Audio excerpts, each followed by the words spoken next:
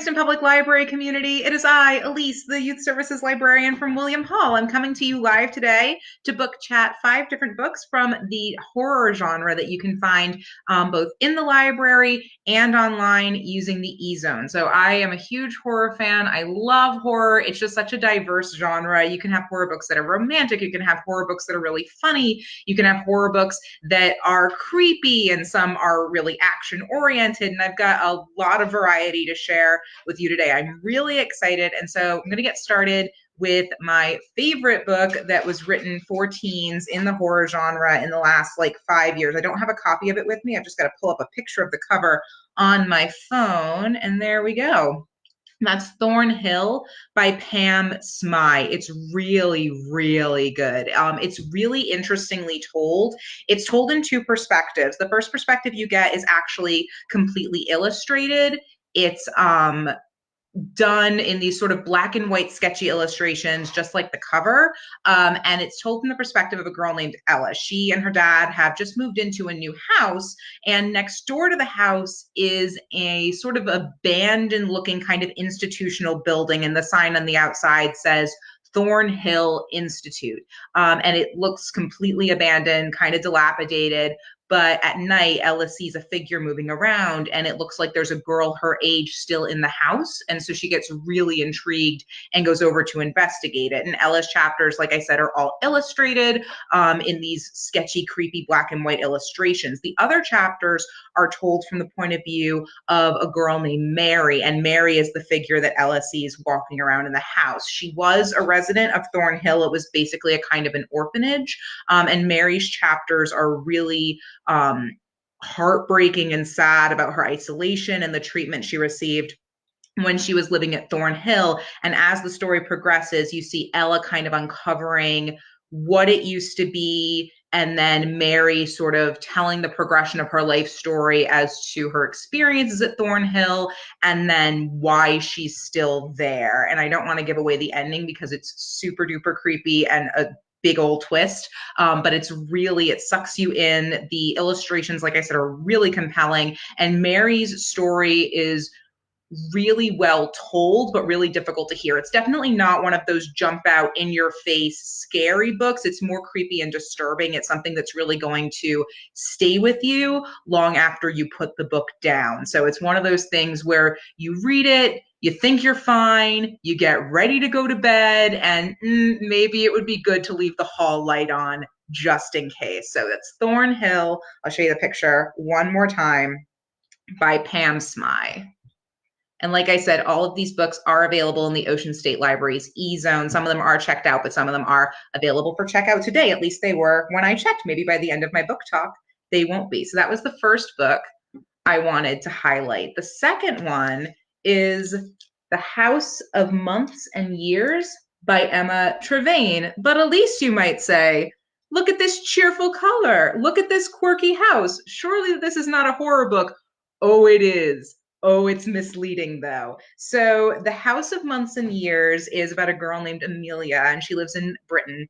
And she and her parents move into a house. It's a really interesting, elaborate house called a calendar house, and those actually exist. They're houses that the architect who built them had every wing in the house maybe stand for a season of the year, and then there might be staircases that lead up to 12, so the number of months in a year, and different aspects of different rooms could stand for a month or a week or some amount of the passage of time, which is why the book is called The House of Months and Years. So they move into this calendar house under tragic circumstances. Amelia and her parents are moving in to take care of her 3 cousins because their parents were killed in a car accident. Amelia is feeling kind of upset about the whole situation. On the one hand, she's sympathetic toward her grieving cousins. On the other hand, she's really angry about the fact that her life has been turned completely upside down by these circumstances, and her parents are so focused on taking care of her cousins that she feels like they don't have time for her. She becomes very isolated, very angry, spending more and more time alone in the house, and she starts to realize that there's something wrong with the house. At first, she thinks that it's just creepy old house. There's cold spots. But then she notices that there are some really strange, inexplicable phenomenon. The shadows on the walls seem to move without anybody being around to make them move.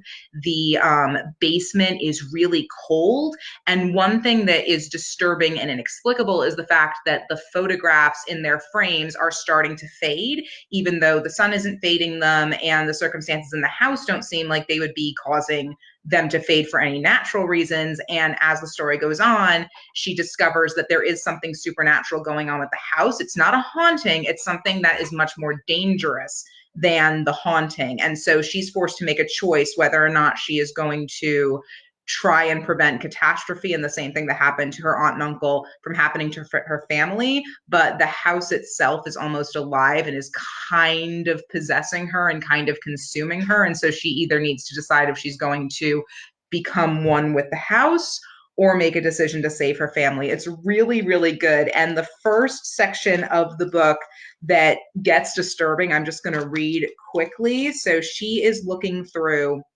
a box of her possessions. And so the story says the box contained everything that had been on Amelia's dresser back home: a snow globe from a holiday, a miniature rocking horse won at a fair, a photograph protected by a silver frame of her and Isabel on their first day of school, a fancy hairbrush Amelia had never used on her ordinary hair. It had once belonged to her grandmother. She set each object carefully in its place on her new dresser. They didn't look the same here. The color of the wood was all wrong, but it would have to do. She was so tired by the time she finally switched off the light, she didn't notice a tree casting its long, thin shadow on the wall, that of a man waving wild arms around wild hair. And she was still so sleepy when Mum woke her up for breakfast, she didn't look in the drawer when she grabbed her socks or anything much at all, really. It would be some time before she'd dig to the bottom of that drawer again, by which time it would be too late. She'd know exactly why the photograph in its silver frame had turned a pale, ghostly gray. And that's one of the things I like about the narration in this book is the narrator seems to know more than you do and just drops little crumbs along the way as the mystery of the house unfolds. The House in Months and Years, highly recommended. All right. The next book I would like to talk about is a newer title. It just came out last year. It's called Out of Salem by Hal Shreve. This one is really cool. It's urban fantasy. It takes place in Salem, Oregon, and the main character is called Z, and Z is formerly a witch, currently a zombie. So Z was involved in a car accident with their family, and their parents and sisters were killed, and Z somehow survived. Like I said, Z's a zombie, no longer able to access the magic that they were once able to access, and now viewed with suspicion, even by their own family members and the other people living in the community. So this is a world where people know about magic, they know about the supernatural, but it's not tolerated. And one of the things about this book that's really, really interesting is that it kind of takes real world situations of prejudice and fear and puts it on these sort of supernatural beings, zombies, and Z later makes a friend who's an unregistered werewolf, and it's not legal in this world to be a werewolf without being registered for it, and they wind up on the wrong side of the law after a bunch of murders are committed, seemingly committed by werewolves. And so Z and her their friend wind up on the run from the cops, basically. And it's just a really interesting way of looking at our world through a supernatural lens. So I'm going to read a quick passage from this one. It takes place very early in the book after Z has had to move in with their uncle, who is not happy about being the caretaker of a zombie. So here we go. Uncle Hugh grabbed Z by the collar. Z had not been expecting this. They couldn't lift their hands against their uncle because one hand still held their eyeball. That's another thing that Z has to deal with. Being a zombie, their body is sort of constantly falling apart. And so things like, arms and legs just falling off and having to be kind of shoved back into place, hashtag zombie problems. We've all been there, have we? Anyway, Z shrieked and it sounded like a generator exploding. Uncle Hugh lifted them so they were standing on their toes. "Let me go," Z said. "You don't understand," Uncle Hugh hissed. "I have worked all my adult life to ensure that monsters like zombies are dealt with cleanly, efficiently, and present minimum risk to the public. You know what kind of cases I've done, prosecuting those who fail to contain monsters in their custody, lobbying to get them off the street, and to incinerate those which pose a criminal threat. My eye fell out on its own, said Z. I'm not terrorizing anyone. I don't deserve to put up with this, said Uncle Hugh. This isn't fair. This degeneration will reach your mind, too. You know how much of the legal work of the last few decades has made a difference, but monsters keep coming. If people out there saw you with your eye out and taking you on, I'm going to have to watch you disintegrate until you're beyond help, hungering for blood. I don't know what animates you. The hospital wasn't able to identify a curse, but I know you must have one inside you. I don't know what it's going to do to me. Hugh's neck wrinkled up towards his eyes along the creases in his cheeks. He looked hysterical, red, pulsing. Z could hear his heart. Let me go, Z said.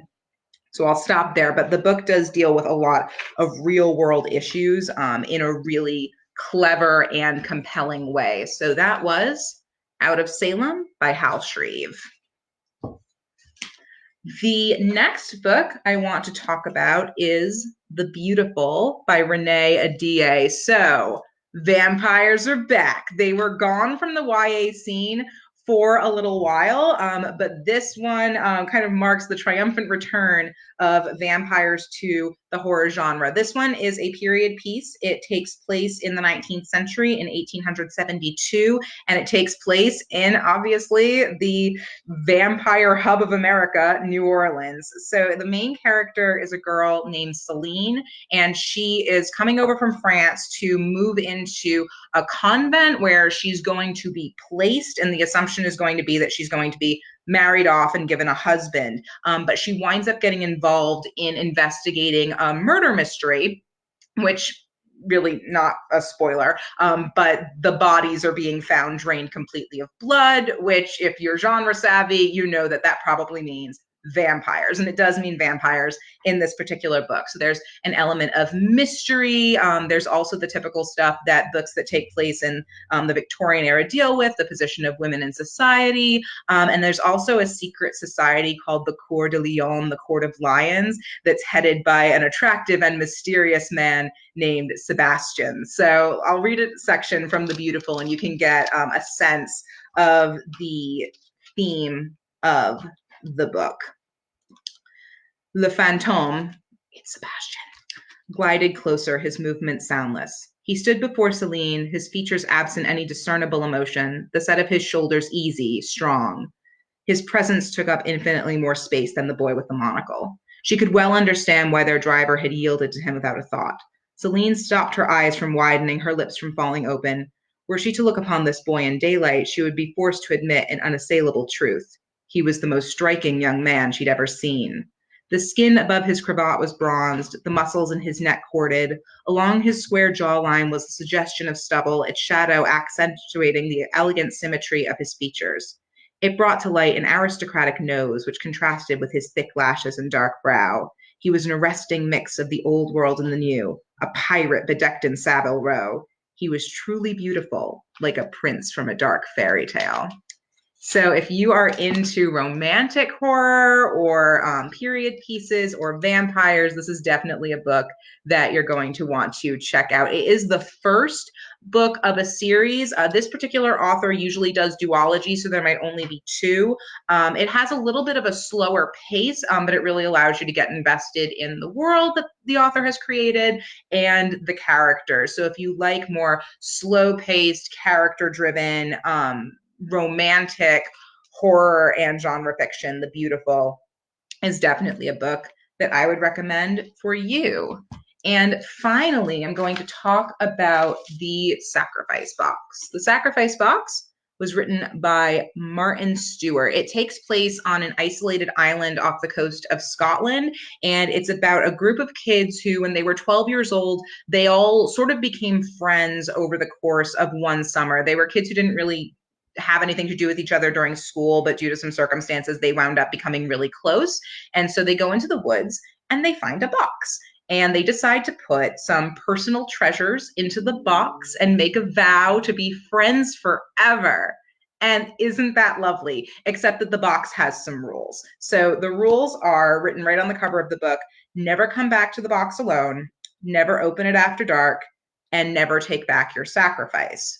4 years later, the kids are really not talking to each other. Their friendship kind of dissolved after that one summer, but they're brought back together because things start happening to them and things start happening within their town. Supernatural things, things that can't really be explained, and they realize that someone broke the rules of the box. The book has a really interesting sort of mythology around the box. It flashes back to another group of kids around World War II who did the same thing and broke the rules and had consequences. And so now this new group of kids has to go back and try and sort of put everything back and sort of save the world from the revenge that's going to be wreaked by the box for them breaking the rules. So I'm going to just read a quick passage from the beginning of the book.